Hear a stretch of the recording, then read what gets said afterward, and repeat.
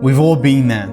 You know there's a task that you need to get done. You know you could have woken up early and gone to the gym, or read a book, or meditated. And then consistently, you keep procrastinating. Why?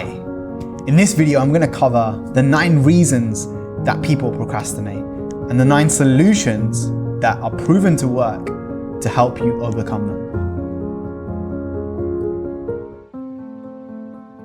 The first one is you start your day by setting yourself up for failure and not success.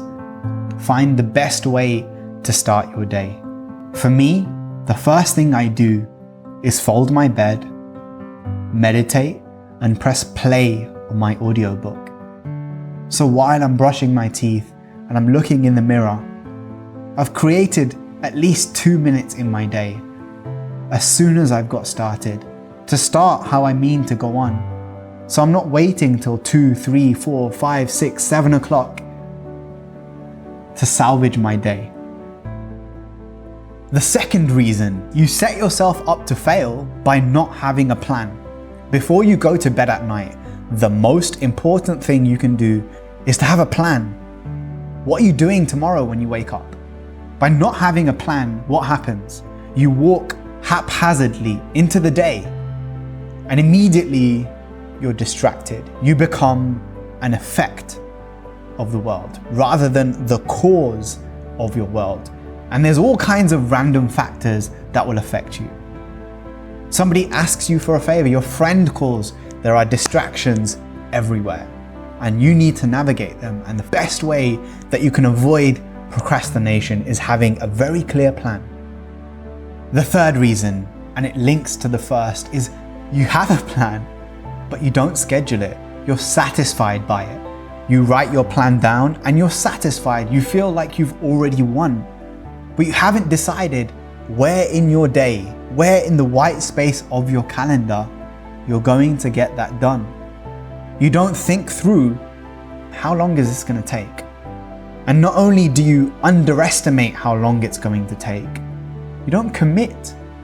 When you have the clarity of when it's going to happen, how it's going to happen, and why it's important to you, it's going to get done.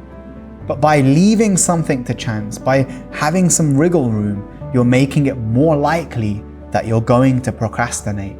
Leave no stone unturned, make it very clear. So all you have to do is step into your running shoes, open the door, and go for the 2-mile run that you know you want to do.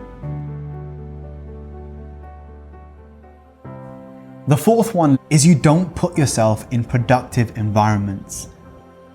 Be real. Are you going to get your book written? Are you going to get the assignment done by sitting in your pajamas again and working from home, or working from somewhere where it's comfortable?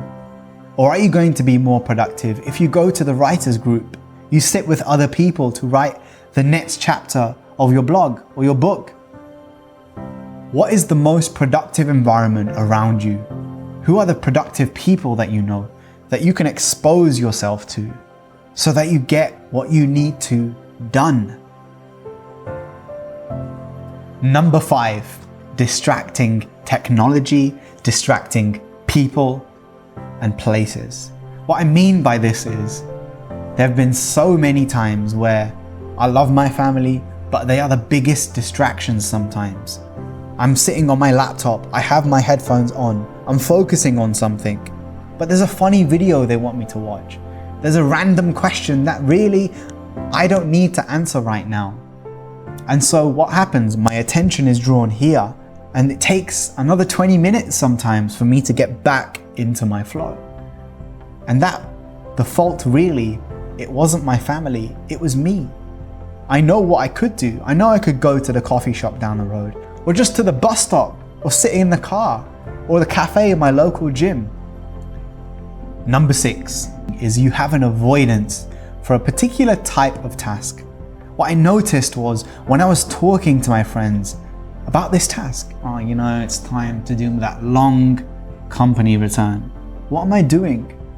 I'm creating this narrative that there are some tasks that I like doing and some tasks that are long. But when I dissect that, What does it really mean? What if I just made it a really simple thing?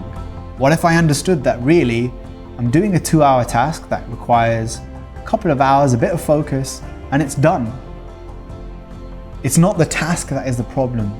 It's the way that I mentally set myself up to avoid it, and thereby creating more inertia, more challenges to getting things done.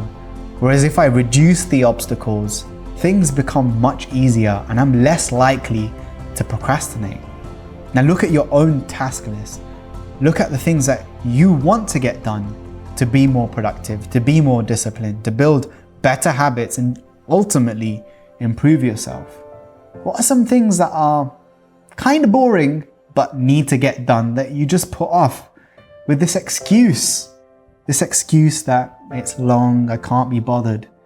And instead, what if you just focused on the solution? Well, what would make it easier? How long does it really take? And is it really as bad as you're making out? Number 7 is the demon of perfectionism. When it comes to making videos, when it comes to writing a funding application, when it comes to sending a message to the people I care about, there's so many times where perfectionism has got in the way. And I constantly remind myself, done is better than none. Complete is better than perfect. So take a look at the things you want to achieve, from the big goals right down to the tiny tasks. Where does perfectionism get in your way? And what if you stopped trying to be perfect and you started being consistent? You started focusing on ticking the checkbox, completing tasks, rather than trying to make them too perfect. Because at the end of the day, doing things to 70% but consistently and completely is better than 100% some of the time. Number 8, you don't see the point. You don't see the point in that task because somebody else has set it for you. Well, it's just what you've always done. Take a look at the task. Take a look at that item, the thing you want to get done, and ask yourself, why are you doing that? What's in it for you? And if it's something that isn't appealing straight away, the reason that you come up with, look deeper. Why am I avoiding this task that my colleague has set for me? Because I'm kind of annoyed that he didn't ask if I want to do this. And why am I annoyed about that? Because I didn't stand up for myself. I didn't communicate effectively. I'd love to help you out, but I have enough on my plate. So think through, why is it that you're engaging in this task? And what benefit, if not immediately clear, does it have for you? And the final one, you haven't prioritized things properly. I like to think of all the tasks that people set for me, and I set for myself, as belonging in 4 categories: urgent, very important, kind of important, and it can wait. The things that can wait, normally set by other people. Can you pick up some milk for me? Yeah, I can, but once I've completed the things that are important to me.